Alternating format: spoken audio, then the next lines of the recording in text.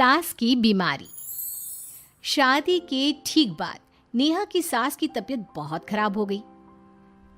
बताइए क्या हुआ है आपको? बेटे की शादी थी तो थकान हो गई। मौसम बदल रहा है तो जुकाम और बुखार हो गया। ऊपर से बहू के घर का खाना पता नहीं कैसा था कि पेट भी खराब हो गया। खाना तो बहुत बढ़िया था डॉक्टर साहब, सारे रिश्तेदार तारीफ कर रहे थे। रोहित की माँ इतनी कमज़ोर है कि जरा से में बीमार पड़ जाती है। डॉक्टर साहब आप सारी जांच करके देखिए, मुझे ऐसी क्या बीमारी है कि मेरी तबीयत ठीक ही नहीं रहती। फिलहाल तो ज़्यादा कुछ नहीं है, पहले आपके जुकाम बुखार और पेट का इलाज कर लेते हैं, फिर बाकी के टेस्ट करवा लेंगे। अभी आप ये दवाइयाँ ले आइए। पिताजी मैं डॉक्टर साहब को छोड़कर और दवाइयाँ लेकर आता हूँ। माँ जी तो बीमार थी, इसलिए नेहा ने किचन संभाल लिया। माँ जी अब आपकी तबीयत कैसी है? पहले से ठीक है। आप बैठिए, मैं खाना लगाती हूँ। तेरे बाबूजी और रोहित ने खाना खा लिया? रोहित तो टिफिन लेकर ऑफिस गए हैं माँ, और बाबूजी ने खाना खा लिया है। आप शुरू कीजिए। यह क्या, खाने में इतना तेल इतने मसाले? अरे अभी अभी तो तबीयत ठीक हुई है मेरी, तुम क्या मुझे वापस बीमार करना चाहती हो? नहीं माँ जी, ऐसा नहीं है। क्या हुआ? देखो ये बहू ने कैसा खाना बनाया है। खाना तो बहुत ही स्वादिष्ट था। अरे मैं ये खाना खाऊंगी तो बीमार हो जाऊंगी ना। ओह हाँ, बहू को अभी पता नहीं ना तुम्हारे बारे में, रोहित समझा देगा उसे। देख बहू, अच्छे से समझ लेना कि इस घर में कैसा खाना बनता है। हाँ माँ जी, मैं समझ लूँगी, लेकिन अभी आप कुछ तो खा लो। ये खाना खा लूंगी तो कल का खाना खाने के लिए बचूंगी भी नहीं। सास की बातें सुनकर नेहा उदास हो गई। उसने रोहित के घर आती ही उससे माँ जी के खाने के बारे में पूछा। आज माँ जी ने मुझे खाने के लिए बहुत बुरा भला कहा।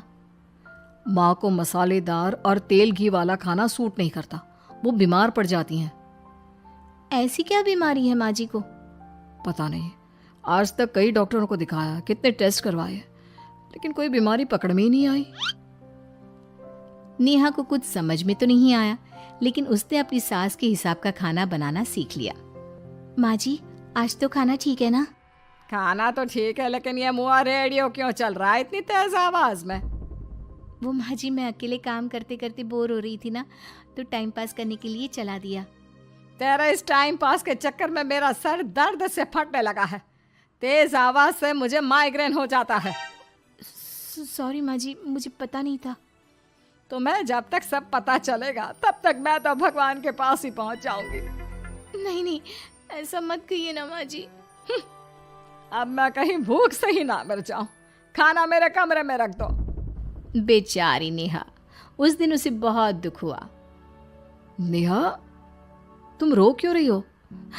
आज माँ जी ने मुझे बहुत बुरा भला कहा, मैं तो सिर्फ रेडियो सुन रही थी। ओहो, तुम माँ की बातों का बुरा मत मानो, उन्हें तेज आवाज से सर दर्द होने लगता है, दर्द की वजह से बोल दिया होगा कुछ। लेकिन मुझे तो ये सब पता ही नहीं था ना, इसलिए बाबूजी ने मुझे पहले ही फोन करके सब कुछ बता दिया, और मैं तुम्हारे लिए ये हेडफोन लाया हूँ। अब तुम अपने गाने भी सुन सकती हो और माँ को परेशानी भी नहीं होगी। ये सिर्फ एक बात का हाल है, लेकिन माँ को तो हर चीज से परेशानी है। अब क्या कर सकते हैं, माँ बीमार ही इतनी रहती है। लेकिन माँ को ऐसी कौन सी बीमारी है? तुम्हें बताया तो था, किसी भी डॉक्टर को माँ की बीमारी समझ में नहीं आ रही। अब तुम भी ये सब सोचना छोड़ दो, ये हेडफोन लो और अपने पसंद के गाने सुनो। रोहित के गिफ्ट से नेहा की एक परेशानी तो दूर हो गई, लेकिन उसके मन में कई सवाल खड़े हो गए। आज मैं देर से उठा हूं या तुम जल्दी उठ गई? वो माँ जी को कल रात भर सर दर्द हुआ ना, तो जल्दी उठकर उनकी जगह मैंने पूजा कर दी। अरे वाह, आच्छू, आच्छू, हे भगवान, ये किसकी करामत है? ये तो माँ जी की आवाज है। चलो चल के देखते हैं। क्या हुआ माँ? आच्छू, ये घर में गुलाब कौन लाया? मुझे नहीं पता, मैं तो अभी उठा हूँ। माँ जी आप कल रात भर सो नहीं पाई, तो मैंने जल्दी उठकर पूजा पाठ किया। घर में फूल नहीं थे ना, तो मैं बाजार से गुलाब के फूल ले आई। नेहा, माँ को गुलाब के फूल की एलर्जी है। अब मुझे ये कैसे पता होगा? अच्छा, तुझे कुछ पता नहीं तो तू वही काम क्यों करती है जिससे मेरी तबीयत खराब हो जाए? रोहित के बाबूजी, ये बहू मेरी जान लेना चाहती है। माँ जी, मुझे ऐसा करके क्या मिलेगा? वो तो तुझे ही पता, लेकिन कुछ तो है। रोहित की माँ, बस करो। बेचारी बहू को कुछ पता ही नहीं है, बस इसलिए उससे गलती हो जाती है।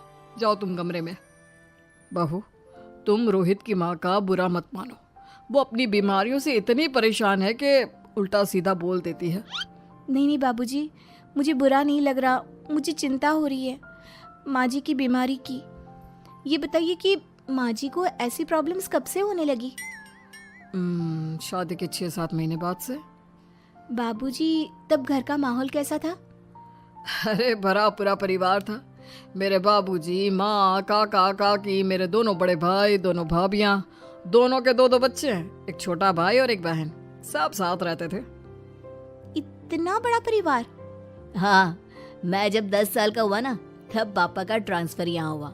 उसके पहले तक तो हमारी जॉइंट फैमिली ही थी। और माँ जी किस चीज से बीमार पड़ जाती हैं? जब तेज गर्मी हो, ठंड हो या ज्यादा बरसात हो जाए।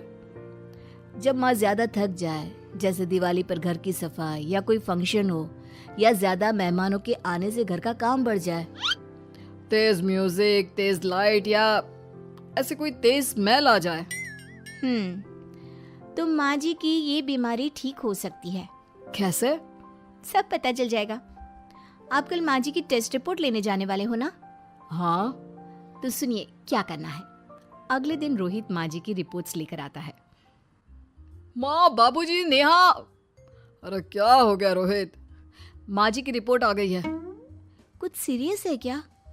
जिसका डर था वही हुआ। अरे गोल गोल बातें मत कर, सीधी तरफ बता बेटा, क्या हुआ है मुझे? माँ, आपकी किडनी, लिवर सब फेल हो गया है। आपका दिल भी कमजोर हो गया है। डॉक्टर ने कहा है कि आपके पास सिर्फ 1 महीना बचा है। ये क्या बक रहा है? ऐसा हो ही नहीं सकता। मुझे लग ही नहीं रहा कि मैं इतनी बीमार हूँ। लेकिन माँ जी, रिपोर्ट झूठी तो नहीं हो सकती ना? हाँ, माँ को 20 साल की उम्र से बीमारी लग गई थी, लेकिन कोई डॉक्टर पकड़ नहीं पाया और अब ये बीमारियां बहुत ज्यादा बढ़ गई हैं। हाँ रोहित की माँ, तुम्हें याद है शादी के 6 महीने बाद से तुम बीमार रहने लगी थी। अरे लेकिन वो अलग था, मुझे ऐसी कोई बीमारी नहीं हो सकती। ये तुम कैसे कह सकती हो माँ? हाँ, तुम उस वक्त बीमार पड़ी थी ना, और अब डॉक्टर भी यही कह रहे हैं, तो सच ही तो होगा। और आप तभी से बीमारी तो रहती आई हैं। अरे लेकिन तब मैं बीमार थी ही नहीं। क्या मतलब? अरे तब मैं बीमारी का नाटक करती थी, मुझे कुछ नहीं हुआ था। ये क्या बोल रही हो? हाँ, घर में इतने सारे लोग थे और सबसे छोटी बहू मैं थी, तो सारा काम मुझे करना पड़ता, इसलिए काम से बचने के लिए मैं नाटक करने लगी। लेकिन आपको अभी भी वही बीमारियां होती है ना माँ? हाँ, अगर नाटक था तो ये प्रॉब्लम तुम्हें अभी क्यों होती है? इसका जवाब मैं देती हूँ। माँ जी कई महीनों तक नाटक करती रही, इसलिए इनके दिमाग ने धीरे धीरे इस झूठ को सच मान लिया और इनका दिमाग उन बीमारियों का एहसास कराने लगा। हैं? ऐसे भी होता है क्या? हाँ माँ जी, इसे प्लेसिबो इफेक्ट कहते हैं। जब आप बात बात पर बीमार पड़ने लगी तो मैंने अपने मामा से बात की, जो एक साइकोलॉजिस्ट है। उन्होंने बताया मुझे। तो ये रिपोर्ट्स? मैंने झूठी रिपोर्ट बनवाई थी नेहा के कहने पर, ताकि आप सच बताएं। यानी मुझे कुछ नहीं हुआ? नहीं माँ जी, और आपकी इस प्रॉब्लम का भी सोल्यूशन है। हम किसी अच्छे साइकोलॉजिस्ट को दिखाएंगे और आप जल्द ही ठीक हो जाएंगी।